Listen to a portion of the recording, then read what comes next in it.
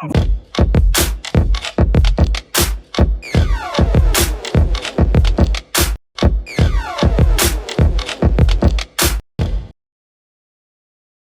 what's up, everybody? Welcome back to another episode of the Liquid Lunch Project. I am Matthew Armihan alongside my partner, the Professor Luigi Rosabianca. What's on tap today, Lou?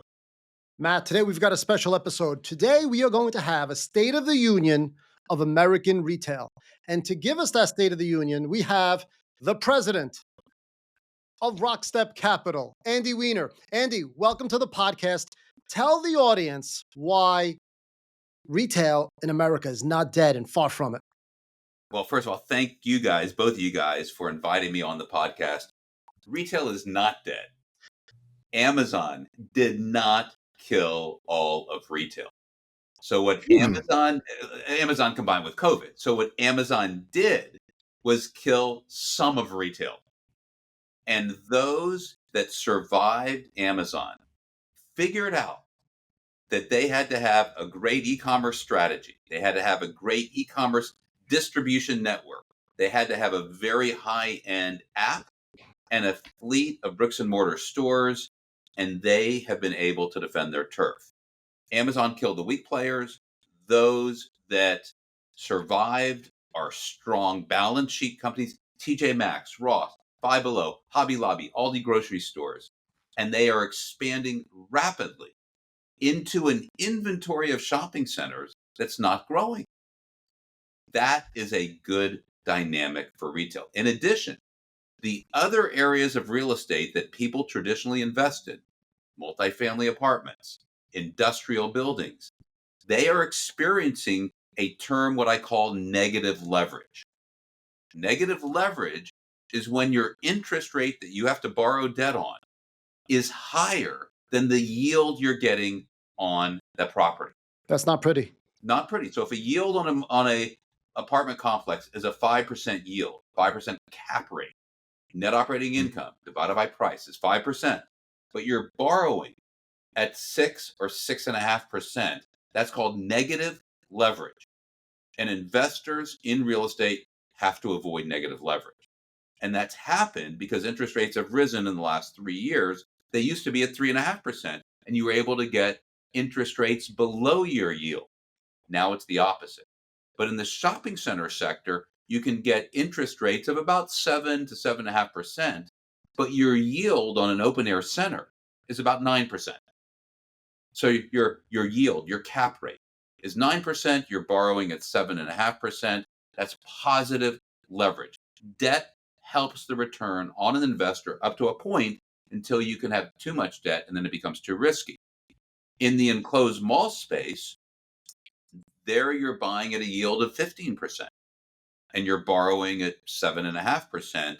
You have tremendous amount of cash flow off of an asset and debt just amplifies your cash flow. And if you put a reasonable amount of debt on, you have a very high yielding asset. So Amazon killed the weak guys. Those that survived are growing into an inventory that's not growing, and you have positive leverage. So I would imagine that, like you described, Amazon and COVID created this huge wake beyond their trail of tears. So where does Rockstep Capital come in? And explain to the audience how you've created your business model and how's that proven fruitful? Sure. So we are a real estate shopping center investment company. We focus on secondary, tertiary markets that we call hometowns.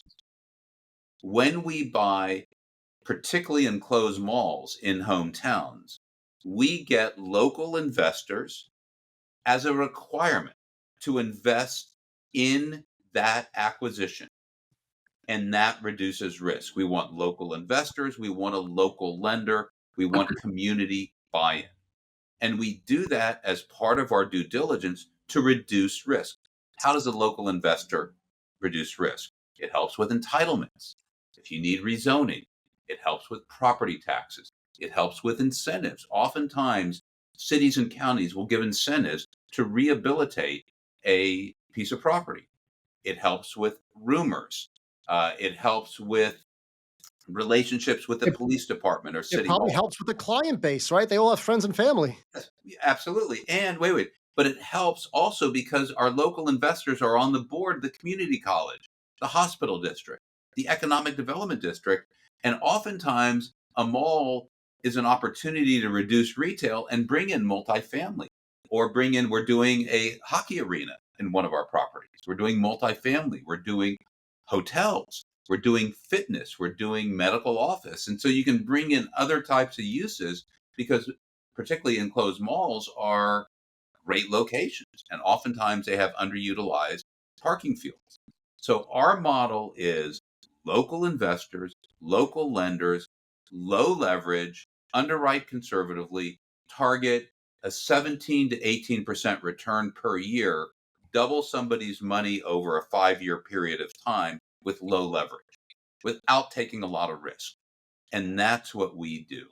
So our goal is to be great operators in hometown markets who want us to partner with them to improve quality of life and manage and redevelop and stabilize an enclosed mall, some of which are poorly managed. Give the audience a visual so they can appreciate. In your typical stores, what type of inventory do you have? Are we talking pharmacies? Is there a food court? Or is someone selling pretzels? So I'll give you an example in Scottsbluff, Nebraska, or Hutchinson, Kansas. We have TJ. We had a department store that closed, and in that department store, we put Harbor Freight in as a tenant. Ross stores just opened. TJ Maxx is under construction. Five Below just opened, and they're all facing out. We put in Hobby Lobby. We put in Dunham Sporting Goods. We put in Dollar Tree. Buckles coming in. And we have two other tenants that are coming in into a secondary market. And then on the inside of the mall, we'll have everybody facing out. So the mall will no longer be focused as an indoor mall. In northern Minnesota, we have TJ Maxx coming in and eventually another major retailer, and we'll get rid of the interior corridor. In Janesville, Wisconsin, we have a $50 million hockey arena being built at the mall with 2 sheets of ice for the semi-professional Janesville Jets hockey team. We will also get a hotel and 200 to 250 units of multifamily at that property. So every enclosed mall can either exist just fine the way it is, like in Manhattan, Kansas, or you need to reduce the amount of retail and do something else, or you need to face retail out and get rid of the interior corridor. So there's all these different options, but there's $50 billion of insolvent debt underlying these malls. And you can buy them at cents on the dollar. They're on the clearance rack. I'm a retailer by background. The stuff is cheap. It's just cheap. Andy, real estate, like politics, is grassroots, and your approach must require troops on the ground. Yes. How do you maintain that presence in all these locations? I mean, you're running 10 million square feet. That's got to be a lot of physical locations. Yeah. So I will tell you that, and I will tell you first about our name, and then I'm going to tell you how we operate to have that kind of performance. So Thank you. the name Rockstep is not a word in the dictionary, but dancers know what a rock step is. It is a dance move. So Okay. I like big band music. You guys know 50s, 60s, Frank Sinatra, Ella Shoo-wop, Fitzgerald, shoo-wop, yeah, Peggy doo-wop, Lee, shoo. Sammy Davis Jr., Rosemary Clooney, 1950s big band swing. So when you do a rock step, when you do swing music, you rock step when you switch directions on count 7 and 8. 1, 2, 3, 1, 2, 3, rock step. Ball pivot change. So at your wedding or you go out dancing, you're rock stepping. Okay. Okay. So as a company, our goal is to be nimble, to listen to the music in the industry and be responsive. Hey guys, we got a problem out here. We have an opportunity here. We're going to rock step. So we use it as a verb, even though it's not. a word in the dictionary. We also have 25 rules of behavior that I wrote every rule. And we require everyone at Rockstep to live by all 25 of these rules. What do you think we call these rules? We Rock call them, step cornerstones. we call them rock steps. Okay. That was close. That was close. Okay. Here they are. This is them. I I love wrote every that. one of these. And we have a rock step of the week. We are in rocks week number 3. Every 25 weeks, we rotate. Be punctual. On time is 5 minutes early, and on time is late. And this is the rock step of the week. Monday, the whole company at 10 o'clock talks about what does it mean to be punctual in our personal lives, in our professional lives. And if you were going to have an interview at the company, you were going to come to the meeting, to the interview. What are your favorite 3 and why? What are your most challenging 3 and why? And that's the interview. I'm going to tell you my favorite 3. Can I do that? Please. Yeah. In my Can most you challenging. actually Okay, I'm can going you to tell you send my me favorite 3. can you Rock send me step. a copy of that? I want one of those. Well, it's I online, but want I'll to read it. definitely send you a copy of this. Okay. So do the right thing always. That's one of my favorites. At rock step number 1. Why? We're in the investment business. The investment business is a world of gray. You got to say, what's the right thing to do? You have to have those conversations. You got to do the right thing. Rock step number 3 is another one of my favorite. Be punctual. My son, he wants us all in the car before we go to dinner before he turns off his video games. Drives me nuts. Okay? Drives me nuts. And then rock step 24. Keep family first. If you don't take care of your health, if you don't take care of your family, you can't take care of Rockstep. Okay? I'm going to give you my most challenging. Please. Rock step number 4. Be a fanatic about response time. I have trouble keeping up with all the stuff going on. I got to work on it. Rock step number 7. Listen generously. I'm not a great listener. I've got room for improvement. I think about what I want to say when somebody's talking. My wife will tell you I have lots of room for improvement on this one. I tend to think women listen better than men, but I got room for improvement. The third one is rock step 25. Keep things fun. As my wife says, Andy, you take the fun out of fun. Okay. So I'm very serious on the outside. I'm very happy on the inside, guys. I'm very content. My wife, she's very happy and bubbly on the outside. She's a terror on the inside. She's a stress ball on the inside. So these are the 25 rules. This is the language we use. I got to speak straight with you. Rock step number 8. Okay. I want to practice A plusness in everything we do, in leasing and accounting and all this kind of stuff. And again, this is how we hire. This is how we fire. We're required to live by these rules. We talk about these rules. We are required to live by these rules with everybody we meet, with our lenders, our communities, our tenants, our investors. And I will go to the mat to make sure that we grow our company with people who live by these rules. So, Andy, what does your internal personnel look like? I mean, do you have um, management? Do you yeah, so, have so we vertically integrated. We've got 60 employees. great? So at the corporate, we've got 15 people. That's in Houston. But we have part of our leadership team and our executive team is around the country. We were remote before COVID. So our chief investment officer is in Chicago. Our head of dispositions is in Florida. Our 3 directors of leasing are in St. Louis, Dallas, Dallas. Our directors of mall management are in Minnesota and Mississippi. And we've got people all around the country. And they've got to live by the rock steps. We've got, and they've been trained at Blackstone, uh, at CBL, at Brookfield, some of the big institutional companies, and they want to be part of a team that has rules like Rock Step 22. Don't be a jerk. We don't allow jerks. We don't allow brilliant jerks. Sometimes people make an exception to have a brilliant jerk in the company. We don't want brilliant jerks. We don't do Andy, it. what's the profile of a rock stepper? Do you like the MBA graduate or No. do you like the guy that, grew up in the trenches? Grew up in the trenches, gritty, honor, has a hometown heart. They certainly have got to be professional in whatever their specialty is: leasing, property management, accounting, acquisitions, underwriting, construction. but they have to have integrity and grittiness. It's gritty. Okay. You have to have that. You got to have drive. You got to bring it every day. That's rock step number. Hold on. I'll tell you what rock step number it is. Andy, you wrote these things for God's sakes. Come on, man. Yeah, but I don't know what number they are. Hold on So, for a second. I used to, oh, number 13. I used to have them all. Okay. so But by the when way, you joke about this. This is dead serious to the mat. Okay. Dead Number serious. 25, buddy. Number 25. We got to keep it fun. That's I right. know, That's right. Oh, listen, by the way, I love it. are you ready for this? For the first time, we asked everybody in the company to rank how well we live by the rock steps. You know what was worse? Keep fun, have fun. That was the lowest ranking. So we have a fun committee, and they're not allowing me on the fun committee. Which is Andy, not Andy, even look, fun. just among that? friends, What's that? if you have to have a fun committee, you're not fun.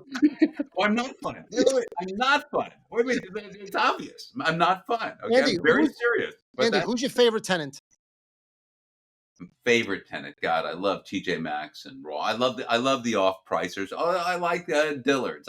Look, I've got a lot of favorites. A lot of favorites. So, anyway, I wanted to tell you about the Rock Steps. We love hometown. Our secret sauce is working with the community and putting a coalition of business leaders, lenders, and city leaders together to buy an asset that affects quality of life. Now, there are several buyers of malls around the country that operate the opposite of us. They let the property deplete, they cut costs, sometimes they don't pay the bills, piss off retailers, piss off communities. We're the exact opposite. And so sometimes when communities experience this type of ownership, we'll come in and we'll put a coalition together and we'll buy the enclosed mall and bring it into the modern era. And so that's what we do. We specialize in hometowns. Our fund is called Hometown America. Okay. Minimum of $100,000 investment, 8 to 9% preferred return, 18% targeted IRR. The goal is to double your money over 5 years without taking a lot of debt on. In other words, low leverage. And we put money in every deal, our own money. And that's how we operate. And we want to live by these rock steps. Andy, if my driving patterns are any indication, I would imagine that Rockstep has a brilliant future ahead of it because there are empty, abandoned malls and strip Yep. centers all over this country. So what's the solution? Is it the Amazon COVID wake that we spoke of earlier, or is it poor management or something in between? Look, it is market by market, asset by asset. Okay. Some enclosed malls, and again, I'm separating two things. We buy open air centers that have a different dynamic, and we buy enclosed malls. Both we operate in those two subsectors. In enclosed malls, some of them are just fine the way they are. Some of them need to be demolished completely. We're demolishing one in a secondary market, and we're putting in a major retailer and a grocery store. We're gonna, in other words, the architecture doesn't work anymore. It's time to move on. Okay. What's the biggest change you've seen in the last several decades in the ergonomics and architecture of malls? Like you mentioned before, outward facing. Is it more experiential? Is it the flow? Like what defines a successful mall viscerally versus an unsuccessful one? Yeah. So outward facing is the future. Okay. Now, the inward facing can be bought at 20 cents on the dollar. So you can Wow. buy stuff so cheap that you can make it a great cash flow investment and you can transform pieces or all of it into something that is more viable at a very low basis. So open air centers are very viable, but they're a collection of tenants. If you've got a strong tenant, that's good. If you've got a weak tenant, it's not so good. So our job, I understand retail. We understand retail. We want to work with those tenants that have a great business plan. They know how to manage inventory. They have strong pricing, promotion, focus. We work with viable retailers and restaurants. We study them, we put them together into a mix, and we create something viable. So the other piece to this is that as people look at investing, everybody's got money in the stock market, everybody's got money in their 401ks. But as we move into, I'd call it a more risky world, it's just riskier today than it has been 5 or 10 years ago. Big money, the billionaire money, is putting a significant portion of their wealth into alternative investments, of which real estate is usually the biggest portion of that. So most people have 20, 30% of their money in what are called alternatives investment, real estate income. One of the advantages of real estate, besides cash flow and long term capital gains, is that you get massive tax benefits. And taxes are going to be going up around the country. So you get depreciation. And depreciation means you get to keep your income without having to pay taxes on a lot of that income. Yeah, And that so was my real that was estate my next real question. estate gives that advantage. If you shared depreciation within the fund. So I Yeah. guess the answer is yes. You That's get great. investors get the benefit of the depreciation. So a That's lot sweet. of the income they get is not you don't have to pay taxes on it, particularly in the first years of ownership of an asset, because everybody in our business, they do what is called accelerated depreciation or Yep. cost segregation. They take the things that have a 3-year life, they identify those and they write those off in 3 years. And then the walls are 39-year. I mean, it's called, you segregate different pieces and you accelerate depreciation based upon quicker type of schedules. It's a You win-win. You got a nice return, and you end up getting a tax benefit. Yes. you are speaking our language with that. Let me tell you. So I know we love what we do. We have a great team. Uh, we believe in the rock steps and we believe in hometowns. We have a heart for home. They are a very special place. I'm a big city guy. I live in Houston. There is something about secondary and tertiary markets, a sense of community, of identity that is unique and special. I mean, it's a real thing. And those who don't spend time in hometowns don't get to see it. We have the luxury and the joy of being in hometowns. It's just fun. Andy, you mentioned that you have a background in retail, and that's maybe what's given you this sixth sense in assessing your tenants. Where did that expertise come from? Well, I was born into a retail family. So my grandfather started a company called Weiner's Stores in Houston in 1924. He went bankrupt during the Depression. He had one store. And even though he legally wasn't required to pay back his debts, he felt a moral obligation to do so, even to the point that he hired a detective to find two of his creditors that had disappeared during the Depression. And he paid them back. Okay. And it's just a belief in being honorable and doing the right thing. When he started to have a second and a third and a fifth and a 10th store, they had a policy that when they bought, let's call it 10 dozen dresses, 120 dresses, and they counted them when they received them in the warehouse and they got 121 dresses, they paid for that additional dress. Okay. And they also had a policy of always paying your bills on time, never keep anybody waiting, do the right thing, and you have an obligation to community. Okay. Was this in America? Yes, in Houston. Okay. Yes, yes. So it's the immigrant story. My grandfather came from Lithuania prior to World War One. In the chaos of, the big, 20, 30 million immigrants came from Europe in that time period, came penniless, scrappy, hardworking. That's the So immigrant at its height, how many Wiener stores were there? 159. Wow. And They, when did those close? they closed in 98. And in 98, how old were you? 30. I'm just giving it away. Yeah. Okay. I was 38 years old. Okay, so you were 38. Was that then the impetus to start up Rockstep? Yes, yes. All right, So I that's awesome. knew retail and I knew real estate. I knew shopping centers. And I could take my knowledge of retail to help identify which retailers we should work with, which retailers we should put in our shopping centers. And I also knew shopping center real estate, and I also knew markets. I've been in 500 Walmarts. I've been in 1,000 community. I, I've been around. I've been in hundreds of malls.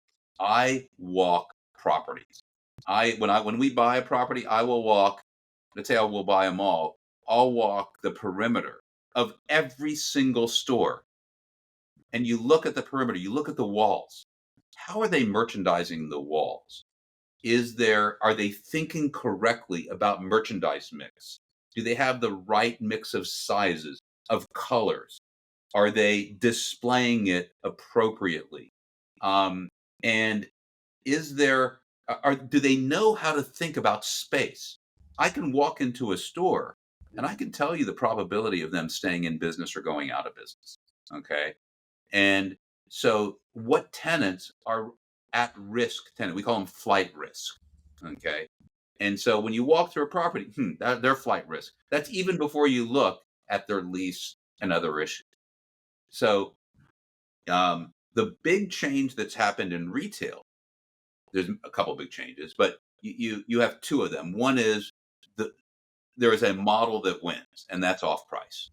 The off price model, TJ Maxx, Ross, Marshalls, Nordstrom Rack, Burlington, that model of cadence of markdowns in a store environment that's low capital and low maintenance capital is a more effective model than the department store model.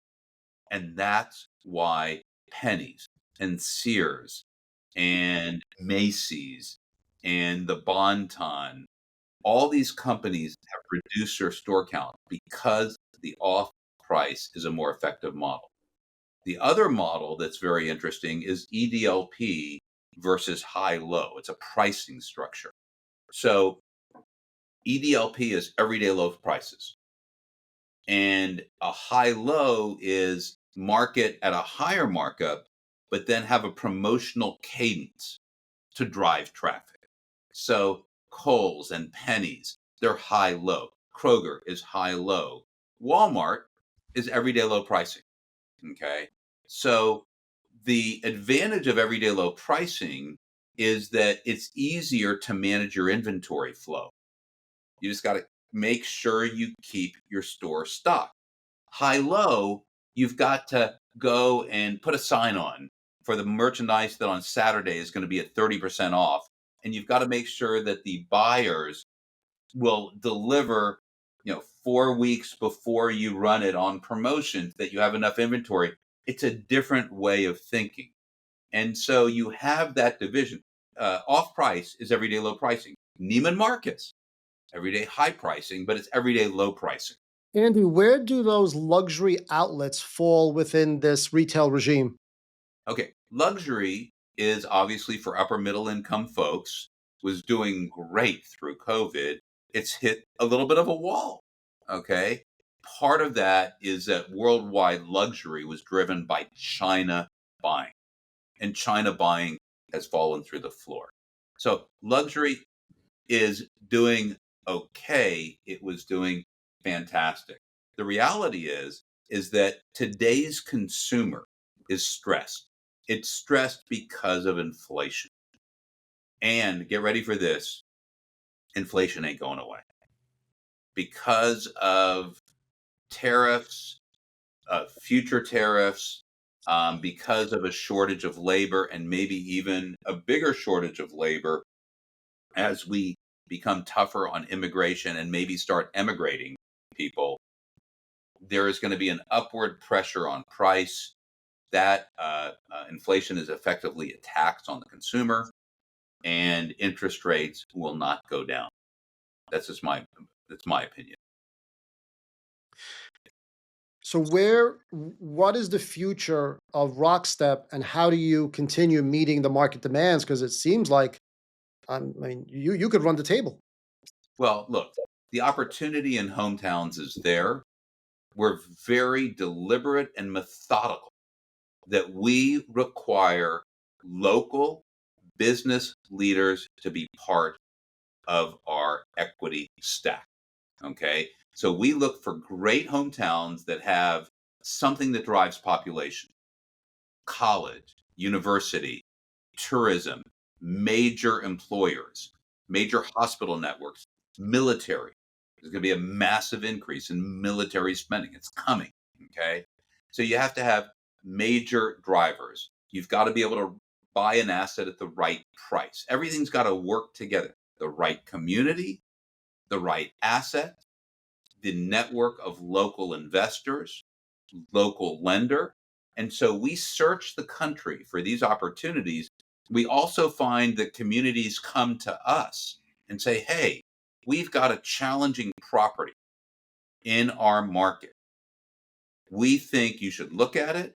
And if you think you can get a kind of return that you need to your investors, 16 to 18% per year, we will work with you. We will build a coalition that you need of local lenders, local investors, and civic leadership. And together, we will buy this asset and we will work with you to re strategize that asset, stabilize it, and make sure that it performs with the kind of return you need for the benefit and the well-being of the community. Is there a minimum that you need for participation from local investors before you The decide answer to get in? is yes and no. You always want more investment, Mhm. but the money from local investors is more than the money. It's about like I was on the phone with a mayor of a city we have a property on with one of our investors was talking to the mayor. We're asking the mayor to give us $15 million of incentives. Our investor is going to get it done. In New Orleans, we got a big incentive, a multi-million dollar incentive, an annuity per year, where our local investors from New Orleans worked with the city without my involvement to get the incentive. I'm the outsider. I'm the big city guy from outside. And so we can help with this, but our investors help us manage issues as relates to the community. And we're the only ones in the country to do it. It's hard work. It's a tremendous amount of fulfillment and Sure. fun, and it's a good investment strategy It's a for us. great, it's a wonderful business model, very novel. Andy, are there any other wieners in the Rockstep No, organization? no, no. The joke is there's lots of wieners in the world. Okay, but and again, the other joke is that before I changed the name to Rockstep Capital, the name of the company was called Wiener Development. Okay, and one of our investors said, "Hey, come on, Andy, please change the name." Okay, so Rockstep is my passion. I love big band. I love swing, and it. And we really want to help you out with number 25. So I'm thinking, when you Okay. guys close a deal, how do you celebrate the win? Like you're closing a deal this afternoon at 5 o'clock. You call your team. How do you guys celebrate? Well, the answer is we celebrate. We don't celebrate well because we're exhausted. Okay. Okay. All right. Closing a deal is hard, but it's a tremendous amount of satisfaction that we put all of the due diligence together and all of the capital together and checked all the 100 boxes in a 4 to 6 week time period. The whole organization is focused on getting a property across the finish line. It's Andy, you're not very listening, complex. Andy. You're What's doing that? it again. You're not listening. So what we need the team to do is you need to be sober for the investors. You need to be sober for the mayors. But behind closed doors, I think you need to set up a rock step dance of joy. Okay, that's fair. I think That's I fair. think I think that'll work for number 25. We're gonna do a rock step a trivia happy hour where I am going to drink online. Okay, I'm gonna do it. Now, I don't know if it's a step forward. Let's Look, take look, that back it's a to the slow committee. process. It's a slow process. Okay, So, slow process. what is your drink of choice, Mr. Weiner? What's that? What is your drink of choice? Well, I look. I enjoy on the weekend a glass of wine, But I will also share with you something that's a little bizarre, if I could. Please. Y'all, we're Texas, y'all don't know anybody that goes to Chick-fil-A as much as I do. Really? Really? And again, this investors might say he's too weird, but I go to Chick-fil-A. I have Chick-fil-A for breakfast 6 days a week. What do they serve for breakfast? No, stop. You got to let me finish. Okay. I have Chick-fil-A for lunch 7 days a week and part of dinner 4 days a week. Okay. And so you ask, how do you have Chick-fil-A for lunch? How many do you own? How Sunday. many- Nah, Sunday? man, he's got some Chick-fil-A tenants. He No, pays no, no, third rent. Yeah. And I found out about a year ago that I am a Chick-fil-A One member, and I have been invited with 4 of my closest friends to go visit their headquarters in Atlanta and tour their headquarters. Okay, That's a lot of so chicken. that's Are you ordering? what- Are what- you ordering the same thing every day? the same exact thing every day? Same exact thing every single Yes. day. So this morning, hi, I'm Andy. Hi, Andy. How are you? Fine. I would like an English muffin with 4 egg whites. Okay. That's my breakfast. I haven't had breakfast yet. I eat I didn't breakfast. know they had egg whites there. That's awesome to know, though. I have a market salad with light Italian for lunch. And I have a market salad with light Italian for part of my dinner. Okay. And that is what I do every day, rinse and repeat. So I was in Wednesday, I went to Temple, Texas. I started out at the Chick-fil-A in Houston, drove to Temple, had lunch at the Chick-fil-A in Temple, drove to Austin, had dinner at the Chick-fil-A in Austin. It's a little bizarre. It's a little bizarre. Okay. You wouldn't do well in New York. There's not many No. Chick-fil-A's Hey, around. Andy, I go to the Chick-fil-A in New Andy, York. my partner, my esteemed partner is right, and I really hope you don't hold this against me because I've developed this fondness for you over the last half hour. But we live in Long Island, and there aren't a lot of Chick-fil-A's like Matt. Okay. I have never been to one, Okay. but I don't care. I'm going to find one tonight. I'm going to drive. I don't care if it takes me 2 hours. I'm going to find one, and I'm going to have myself a sandwich. Yeah, whatever. Look, it's my way of, I do what is called CrossFit. I don't know if you guys know what CrossFit Yeah. Yeah, that's awesome. but I do CrossFit 7 days a week, every morning, my wife and I. And that's my way to keep family first, stay healthy. So, Good for you. and that and Chick-fil-A, although people think it's a little crazy. But anyway, um, I can't wait. I can't wait to tell my kids this story because every night I ask them what they want for dinner, and they tell me Chick-fil-A. okay. Chick-fil-A. Yeah. Yeah. Chick-fil-A is not cheap, by the way. It's expensive. Yeah. But it is a way for me just to manage my health and my calories. That's what I do. So, Andy, we really appreciate you being Yeah. here. We want to be respectful of your time. Can Sure. you tell everybody that's listening, maybe they have a shopping mall, maybe they live in a hometown, maybe they know something, how they can get in touch with you guys? And more importantly, if anybody's looking to invest and they qualify for your fund, Yeah. how they can get in touch? So it's very easy. You got to remember the word Rockstep. It's that dance move. Go to rockstep.com. Okay. And they can figure out how to reach me. I'm going to give you my mobile number. Okay. 832-816-4666. And then my email address is my name at rockstep.com. Andy Weiner, Weiner at rockstep.com. You're welcome to email me. You're welcome to call me. You've got to be an accredited investor, which means you have the SEC says you got to make at least $200,000 a year for 3 years in a row, or have a net worth outside of your home over $1 million. And so you've got to be an accredited investor, and preferably you've got to be open to investing in alternative investments. And so I encourage your listeners, if they want to diversify, and I think it's important to really think about investing in real estate and investing in alternatives for 10, 20, 30% of your wealth.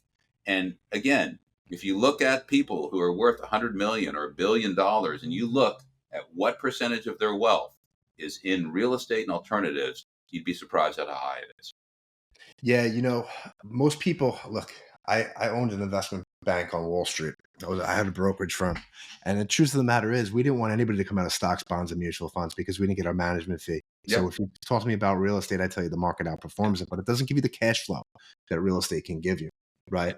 And I think most people don't realize that they can actually still invest in real estate, even if they have an IRA or if they have Yes, if they they're a can, business and owner and have a 401k plan, they can do it self-directed through you guys, correct? you're correct. And they could also be part of an institutional quality set of real estate at a fraction of the cost of acquisition. That's one of the advantages.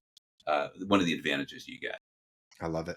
I have a question for you before I let you run. Okay. And this actually comes back to, and this is just opinions, right? The accredited investor rule. I can't stand it. I think there should be some type of test that you can take. I don't think it should be monetarily based upon, Well, because you look, make more money, you don't know what you're doing. yeah, the we can complain all you want, but the rule's pretty rigid. The theory behind it is that if you have $1 million in net worth outside your home, you can afford To take a to loss. Yeah. take a loss. Yeah, I mean that's the rule behind it. Yeah. And so I certainly understand it, but you got to follow the No, rules. I understand it. I think that needs to be reamped and relooked at. So I will leave you guys with those folks who either know about or are in a hometown where there is an opportunity to save the mall or to do. Many of these malls are undermanaged, underperforming. If there is that opportunity, reach out to us. And then if we think the market is strong and the asset has potential, can we all put together that coalition, a group of local leaders, business leaders who want to invest in their community, a local lender, and then the city leadership? If you can put all that together, combined with our capital and expertise, combined with an asset that has true potential about creating something that is sustainable and can achieve a 17, 18% yearly return with a high probability of hitting that, then people should reach out to us. I love it. Andy, thank you so much for your time. Thank you for Thank you being here. guys. It was a real pleasure. Everybody, that's a wrap on the Liquid Lunch project. We'll see you in the next episode. Thank you guys. Bye. Let's go!